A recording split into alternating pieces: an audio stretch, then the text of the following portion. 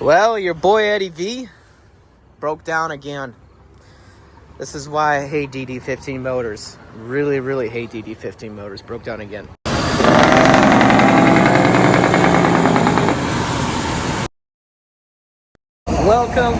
Welcome. So right now I am at the Turnpike or the toll plaza on I-77 just past Berkeley, and the only way to go is to go straight. I can't go back. Truck stop near truck's 50 miles away. I'm gonna go park at a parking spot once this truck cools down, but let me show you what's going on. So coolant leaking everywhere. Whatever leaking, I had a check engine light come on. I was like, probably the stupid DEF knock sensor again. Nope, it was this. Lost it within seconds.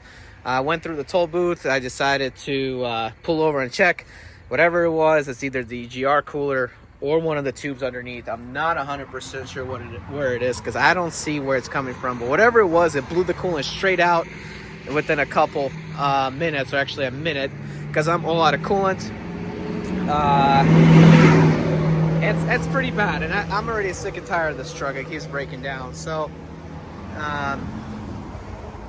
let me show you what I'm hauling. And this truck been working its butt off up the mountains from Pittsburgh, Pennsylvania, and I'm supposed to do a straight through back to the yard, back to my delivery in Mount Holly, North Carolina. Looks like that ain't happening. The company said to go ahead and let the truck cool off. We'll park in the next exit, and I'll end up trying to try to get it fixed and hopefully roll down the road to get the coolant fixed. But as of right now, things are not looking too good, so hopefully we can get this fixed and get straight on the road. But I'll show you what I'm hauling. I'm hauling pretty much a 44 to 46,000 pound battery that's tied down with 6 chains altogether, cross chain 2 in the front, and cross chained with 2 and 4 chains here. Oops, that's got to get tied down, so I'm going to tie it down quickly. But yeah, let's get it tied down, let the truck cool off, and hit the road. All right, so trying to limp it back to the nearest parking spot, because we need to go to the very safe area, but it's not looking too good right now. So watch the temps. Hopefully it doesn't hit red, but hopefully everything works out well and I can get there in time. But yeah, it's pretty bad right now. Hopefully I can get there, not overheat the engine. So a whole bunch of steam coming out. I ended up turning off the truck, let it cool off, and then when it cools off, I'm going to drive again.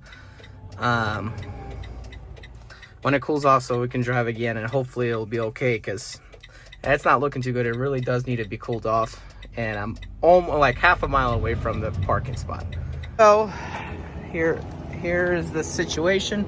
Not sure where the coolant is leaking from, but a whole bunch of it is leaking from. Open the hood so the engine will cool off. Parked at this little store here at the parking lot somewhere in West Virginia, and now we are stuck till the mechanics come, and I'm hoping that there is gonna be nothing major. Not sure what it can be.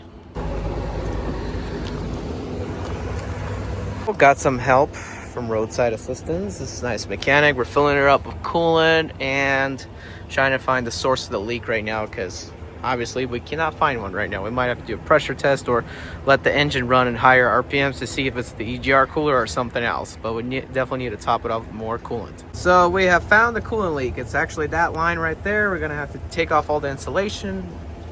It's actually probably like a heater line or something like that, and we're gonna put it back in. I'm never even using the heat, so, but yeah, that's what's leaking all the coolant, and once we get it fixed, we should be going down the road. This is the sucker that blew. I'm gonna get that changed.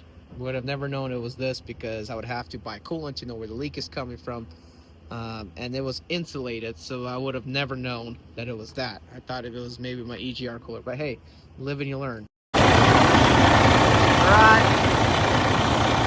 it's all fixed and ready to go. Time to hit the road. I still got some hours left, and I should be able to make it to my delivery location in Charlotte, North Carolina.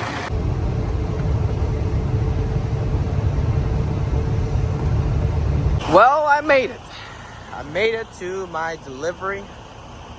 I'm gonna wait for them to open up in the morning at 8 a.m.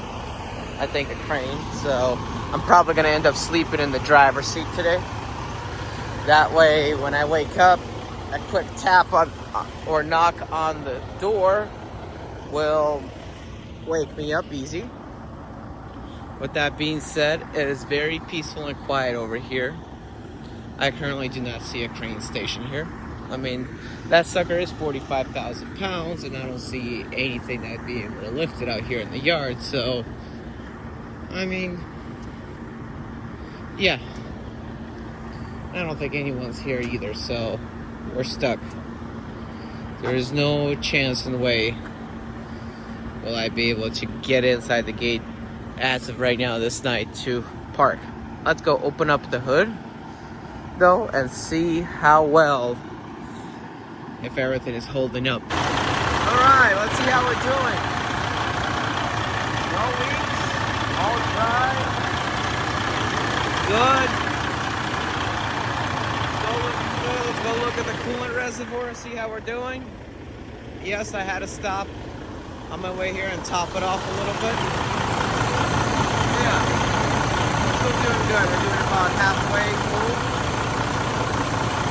Works for me. I can keep it down there as long as I don't see no other leaks. Good to go. So the only downfall is if you look at my dash, I got a check engine light, and I went on the diagnostics of this truck here on this dash, whatever options I got. It's not an active diagnostic, so it was on because of the low coolant level, but for some reason still hasn't been able to go away, so I'm gonna have a mechanic look at that. Well, look at that crane coming in to lift my battery box, or my energy cube they call it an energy cube, that's what I'm hauling. So that's coming to unload me, and then I'm gonna ask if I can remove my chains right away. And then the support truck's coming as well, so hopefully it'll be all okay when the support truck comes in. Waiting for an empty truck to come in as well, and then we should be unloaded and on our way to home. Lovely peaceful night I had of a couple hours of sleep. Not bad at all. So while they're setting up the crane up there and waiting for the empty trucks to roll in so they could remove the old energy cubes and put the new energy cubes in, I'm gonna go ahead and unhook my chains and straps because I'm only gonna back up at like 2 miles an hour there, and then after that I'll just pull forward straight. But none of the empty trucks have come in yet, and none, and I mean none, the other loader truck hasn't come in here yet. So I'm glad I'm the first truck here waiting to get unloaded. They said about 10:30, so it's about a 2-hour wait. Man, I love being the first one to pull in at appointments and getting special treatment. That's why you wake up early and do the work. Early bird gets the worm. That's basically what it is. So, yeah.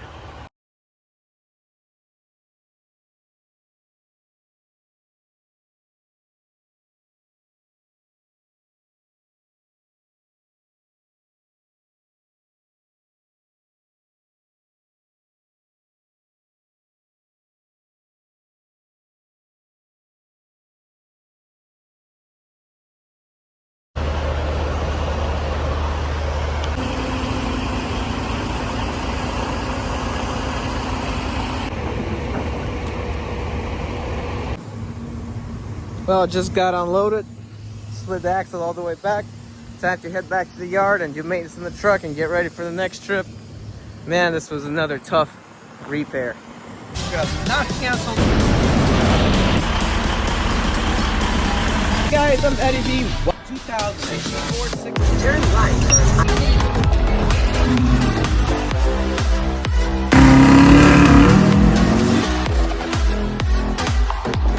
This particular package, driving a temp in the 6 Series.